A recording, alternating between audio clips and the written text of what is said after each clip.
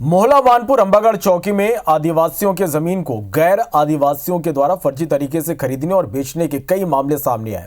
इसकी शिकायत आदिवासियों ने कलेक्टर और एसपी से की। शिकायत के बाद मामले की गंभीरता को देखते हुए कलेक्टर ने जांच दल गठित की। इसके बाद दलालों, खरीदारों सहित राजस्व महकमे में खलबली मच गई है। देखिए इस रिपोर्ट को।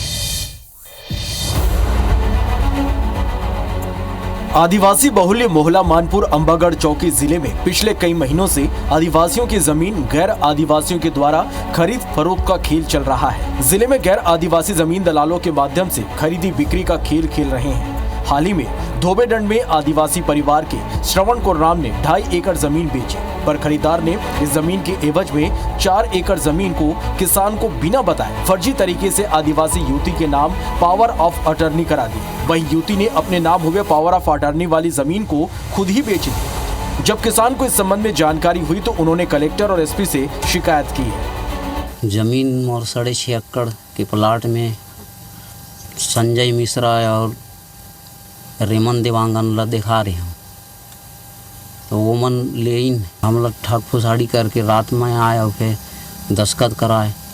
वहीं दूसरे मामले में ब्रजभूषण देशमुख की मुरार गोटा में स्थित 25 एकड़ में से 15 एकड़ भूमि को मोहला निवासी जमीन दलाल संजय मिश्रा ने फर्जी तरीके से खड़गांव निवासी देवेंद्र गुप्ता को 13 लाख रुपए में बेच दी। इस मामले में दलाल संजय मिश्रा के साथ साथ राजस्व अधिकारी, पटवारी और कंप्यूटर ऑपरेटर की भूमिका भी संदेह के दायरे में है, जिसकी शिकायत ब्रजभूषण ने कलेक्टर और एसपी से की है।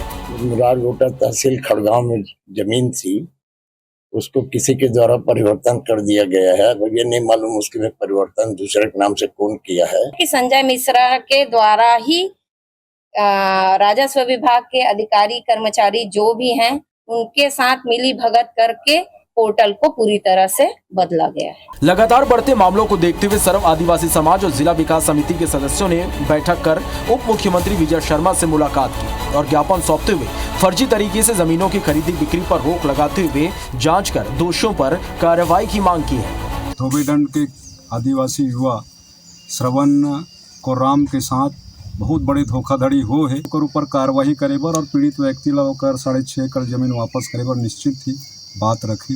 इधर शिकायत के बाद कलेक्टर ने एक जांच दल गठित कर जांच के आदेश दिए थे, जिस पर संयुक्त जांच दल ने जांच कर जांच प्रतिवेदन कलेक्टर को सौंपा, जिसके आधार पर कलेक्टर ने एसपी को फर्जीवाड़े में संलिप्त दोषियों पर कार्रवाई करने पत्र लिखा है। जांच दल जिला कार्यालय से गठन हुआ था एडीएम सर के नेतृत्व में और उन्होंने शिकायत को सही पाया, जिस पर कलेक्टर सर ने पुलिस अधीक्षक महोदय को दंडात्मक कार्रवाई करने के निर्देश दिए हैं। साथ ही राजस्व विभाग द्वारा भी उस पे 170 के जो प्रावधान है उसके तहत नियमानुसार कार्रवाई की जाएगी। ऐसे में अब देखना होगा कि फर्जी तरीके से बेचे जा रहे आदिवासियों के जमीन के इस खेल में दोषियों पर आखिर कब तक और क्या कार्रवाई होती है। जितेंद्र गायकवाड़, IBC 24, मोहला मानपुर।